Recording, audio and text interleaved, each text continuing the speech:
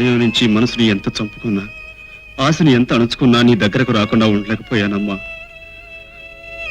అమ్మ చేత్తో పెడితే తినే అదృష్టాన్ని ఎన్నో ఏళ్ల క్రితం పోగొట్టుకున్నా నేను మళ్ళీ పొందాలని ఇలా వచ్చానమ్మా. ఏదమ్మా, నీ చేత్తో చేసిన తీపి నాకు తినిపించు. తప్పకుండా బాబు, తప్పకుండా. పొద్దున్న వెళ్ళిన దగ్గర నుంచి నాలో నేనెంత కుమిలిపోయానో తెలుసా? కానీ చిన్నవాడి మనసు కష్టపెట్టడం ఇష్టం లేకే నోరు మూసుకూరుకున్నాను. మళ్ళీ నువ్వే వచ్చావు, చాలా సంతోషం బాబు. ఉండు బాబు, తెస్తానుండు.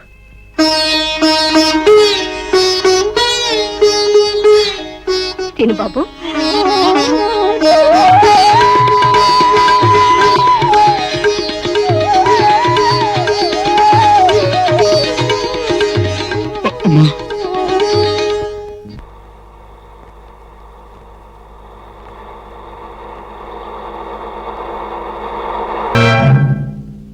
చూడండి, మీరు దెబ్బలు తింటాం నాకు ఇష్టం లేదు.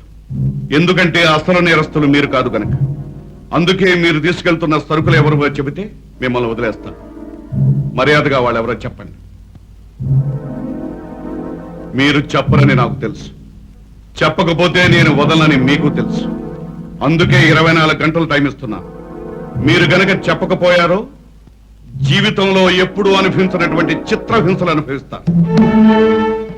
ఓకే, వీడు గతంలో అనేక సార్లు మన వ్యాపారం మీద దాడి చేసే సరుకును పట్టుకున్నా ఫోన్లే చూద్దామని ఊరుకున్నాం. ఇప్పుడు వీడే మనంతా చూసేటట్టున్నాడు. ఓకే, నువ్వు ఎలా ఆవేశపడితే ఆయాసం తప్ప ప్రయోజనం ఏమీ లేదు. అర్జెంటుగా నువ్వు సెటప్ ఆలోచించాలి.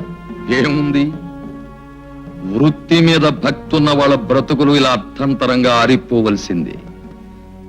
మర్డర్ చేయడంలో స్పెషలిస్టుల్ని పిలిపించి ఈ ఎస్పీని కీర్తిశేషుణ్ణి చేయాలి. వాడు మామూలు మనిషి కాదు, జాగ్రత్త. ధర్మరాజు, ఆ రౌడీలని ఎవరు పిలిపించారో, ఎందుకు పిలిపించారో నాకు తెలుసు. చూడు, ఆ ఎస్పీ గారికి మళ్ళీ ఎవరైనా ఏదైనా హాని చేయాలని ప్రయత్నించారో వాళ్ళ ప్రాణాలు తీసి శవాన్ని ముక్కలు ముక్కలుగా నరికి కుక్కలకు నక్కలకు పడేస్తాం. ప్రత్యేకించి ఆ విషయం నువ్వు తెలుసుకుంటే మంచిది. నువ్వు కూడా. ఓకే,